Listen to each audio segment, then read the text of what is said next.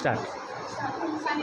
आदरणीय प्रमुख अतिथि, सम्माननीय शिक्षक शिक्षिकाहरू तथा प्रिय साथीहरू, यहाँहरू सबैलाई हार्दिक नमस्कार।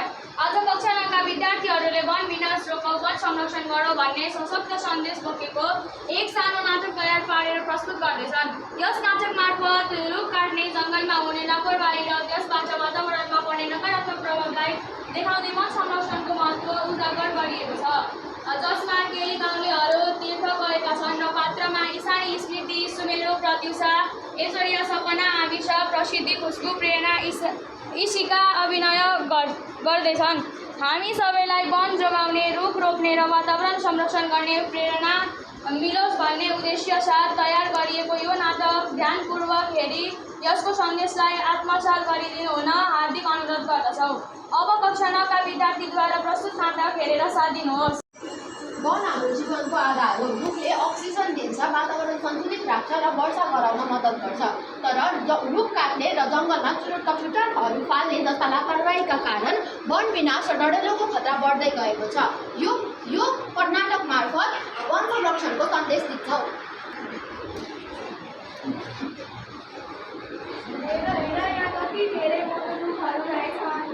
हामीले रुख काटेर हामी धेरै पैसा कमाउने, सबैले रुख काट्ने अभिनय गर्छन्।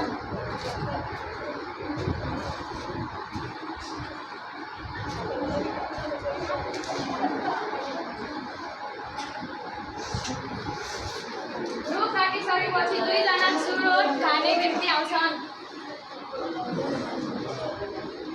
ल, काम सकियो, अब चुरोट खाउँ। ठिक छ। उनीहरूले चुरोटको ठुलो जङ्गलमा फालेको अभिनय गर्छन्। ठुलो यही फाल्नु के हुन्छ? जङ्गल एउटा हो।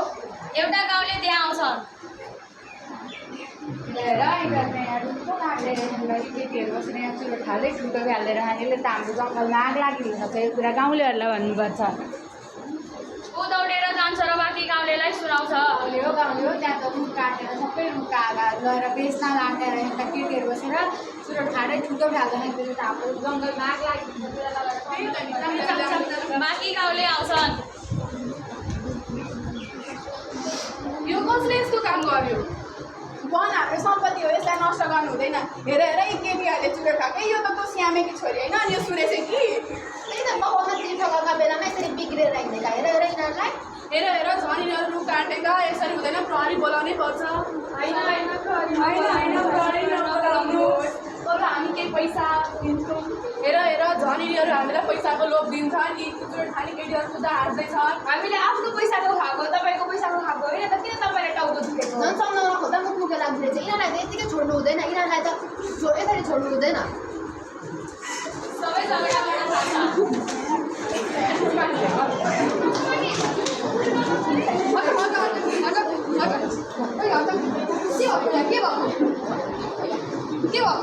यी दुईवटा केटीहरू यहाँ हाम्रो के भन्छ जङ्गलको रुखहरू काटेर बेच्न लाँदै फेरि हामीलाई पैसा दिन्छु भन्दै थियो। यी केटीहरू यहाँ बसेर चुरोट खाँदै ठुलो लाग्दैन जङ्गलमा। तिमीले रुख काटेको हो? तिमीले खालेको हो? झुट बोल्छौ? झुट बोलेको हो? यही गाउँ तिनीहरूको चुरोट खाने अहिलेको मुभमेन्टमा थाहा छ के हुन्छ? चुरोट खाँदा तिम्रो लिभर फेल हुन सक्छ, मर्न सक्छ। के हुन्छ तिमीहरूलाई? मम्मी बाबालाई पो पर्छ नि, तिम्रो परिवारलाई पर्छ। तिमीहरूलाई के हुन्छ नि? तिमीहरूलाई थाहा छ रुखले के हुन्छ? हामीलाई अक्सिजन दिन्छ, रुख काटेर वातावरण बिग्रिन्छ।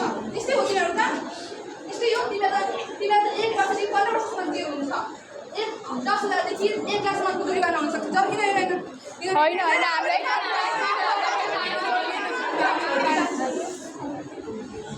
अब यस्तो बोल्दिनु हुनु सक्दैन। तिम्रो लास्ट वार्निङको आजदेखि यस्तो हुनु पर्दैन। कहिले पनि नत्र हेर। अनि तिनीहरू कोही बचाउन सक्दैन। तपाईँहरूले पनि ठुलो गल्ती गर्नुभएको छ। यो झगडा गर्नु होइन, तपाईँले सम्झाउनु पर्छ यिनीहरूलाई। सबैले आफ्नो गल्ती महसुस गर्छन्। हामीले आफ्नो गल्ती महसुस गर्यौँ। अबदेखि हामी रुख काटेर छोडेर हामी खोज्छौँ।